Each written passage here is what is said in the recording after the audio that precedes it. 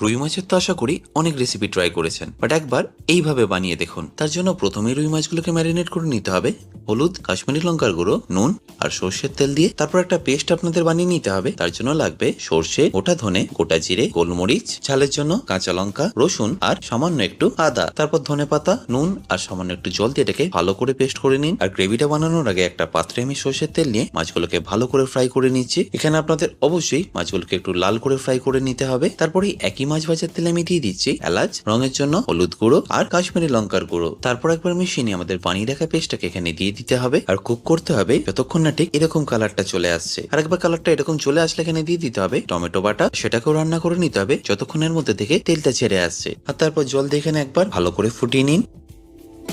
আর তারপর ফিনিশ করুন গরম মশলা, কাঁচা লঙ্কা আর ধনেপাতা দিয়ে। ব্যাস, তাহলেই রেডি রুই মাছের মশলা কারি।